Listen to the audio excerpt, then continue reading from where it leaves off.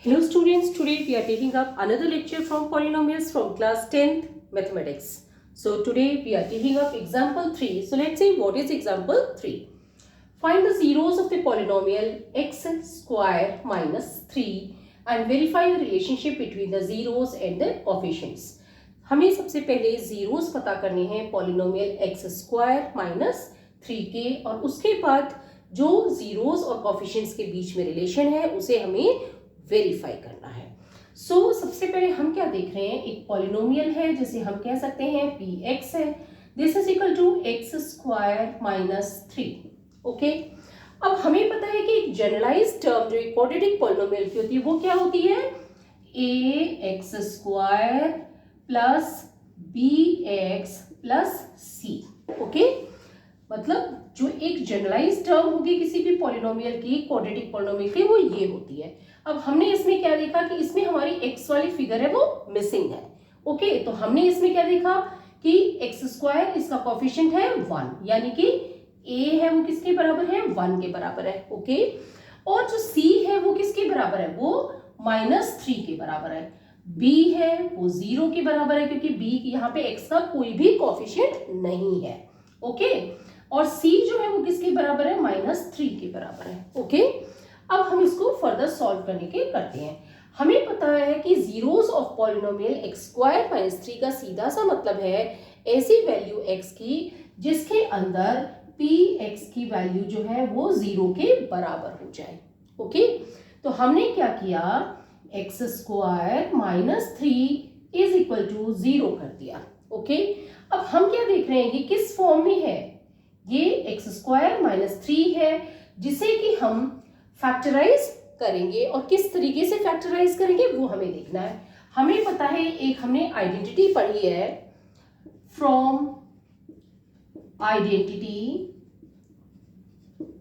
A square minus b square is equal to a minus b a plus b. Okay, अब यहाँ पे हम क्या देख रहे हैं, एक्स का तो स्क्वायर है लेकिन जो 3 है इसका कोई स्क्वायर नहीं, तो हम इसका क्या करेंगे, √3 द होल स्क्वायर कर देंगे। ओके, 3 बेसिकली क्या है, 3 है वो एक प्रोडक्ट है √3 मल्टीप्लाइड बाय √3 का। हम इस तरीके से लिख देंगे। अब हम क्या देख रहे हैं, ये हमें किस फॉर्म में आ गया, ये ए स्क्वायर माइनस बी स्क्वायर की फॉर्म में आ गया है। तो हम इसे कैसे लिख सकते हैं, x minus √3 x plus √3।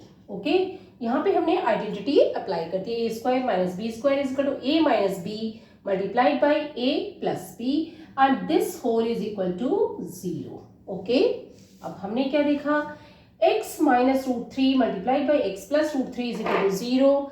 That means हम क्या देख रहे हैं कि x minus √3 is equal to 0। Okay, और सेकेंड हमारी सिचुएशन क्या होगी, x plus √3 is equal to 0। Okay, अब हम यहाँ पे क्या देख रहे हैं, यहाँ पे √3 माइनस है, यहाँ आएगा तो प्लस हो जाएगा, तो x इज इक्वल टू √3 आ जाएगा। यहाँ पे क्या है, प्लस है √3, यहाँ आएगा तो माइनस हो जाएगा, तो x is equal to minus √3। हम ये कह सकते हैं कि this is alpha and this is beta, क्योंकि ये दोनों जीरोज हैं, अल्फा एंड बीटा जीरोज है, तो अल्फा हम मान लेते हैं कि ये √3 के बराबर है और बीटा है वो माइनस √3 के बराबर मान लेते हैं। अब हमें क्या करना है, relationship between zeros and coefficient हमें बताना है। हमें पता है कि sum of zeros is equal to minus coefficient of x divided by coefficient of x square. Okay, या हम सिंपल टर्म्स में कह सकते हैं कि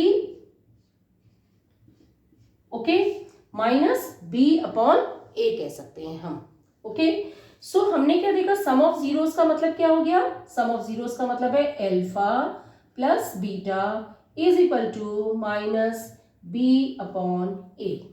ओके, क्योंकि कोफिशिएंट ऑफ एक्स क्या है, b के बराबर होता है, कोफिशिएंट ऑफ एक्स स्क्वायर किसके बराबर होता है, a के बराबर होता है। हमें यहाँ पे पता है कि अल्फा की वैल्यू क्या है, √3 प्लस बीटा की वैल्यू क्या है, -√3 इज इक्वल टू बी की वैल्यू क्या है, हमने यहाँ देखा कि यहाँ पे बी एक्स की कोई भी वैल्यू नहीं है, दैट मीन्स बी की वैल्यू 0 है। ए की वैल्यू यहाँ पे है हमारे पास 1 है, जो कि हमने यहाँ पे लिखी हुई है। ओके, तो हमने देखा √3 प्लस माइनस √3 0 आ जाएगा, -0/1 है, ये भी 0 आ जाएगा।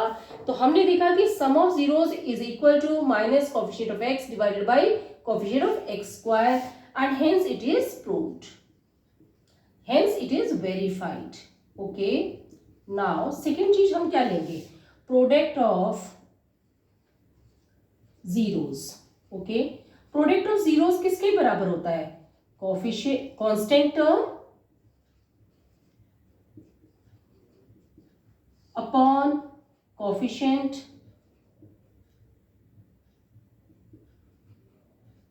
ऑफ एक्स स्क्वायर, यानी कि कांस्टेंट टर्म क्या हो जाएगी, सी हो जाएगी, constant coefficient of x square क्या हो जाएगा, ए हो जाएगा।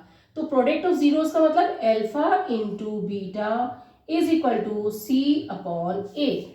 ओके, कांस्टेंट टर्म क्या है, सी, और कोएफिशिएंट ऑफ एक्स स्क्वायर क्या है, ए। ओके, सी की वैल्यू हमारे पास क्या है, -3 है, और ए की वैल्यू है 1।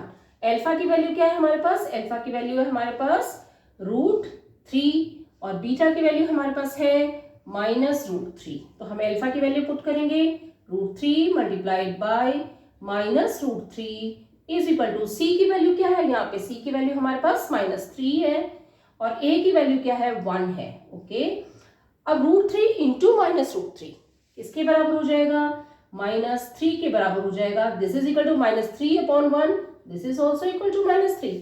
तो हमने देखा लेफ्ट हैंड साइड है वो राइट हैंड साइड के बराबर है, यानी कि product of zeros is equal to constant upon coefficient of x square and hence this is verified. Okay, तो अब हमने दोनों को वेरीफाई भी कर दिया है।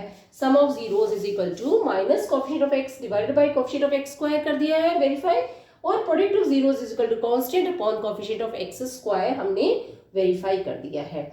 ओके, यानी कि alpha plus beta is equal to -b upon a and alpha into beta is equal to c upon a, ये वेरीफाई हो गया। हमारे इस तरह के क्वेश्चंस हमारी जो एक्सरसाइज है उसमें भी होंगे, उसमें भी हमें इसी तरीके से वेरीफाई करना भी हो सकता है, और साथ के साथ जीरोस निकालने का काम भी हो सकता है। आई होप कि आपको ये चीज़ समझ आ गई होगी। कोई चीज़ नहीं समझ आए तो कमेंट बॉक्स में लिख के पूछ सकते हैं। वीडियो पसंद तो लाइक करें, चैनल को सब्सक्राइब करें, अपने फ्रेंड्स के साथ शेयर करें। Thank you. Will be continuing in the next class.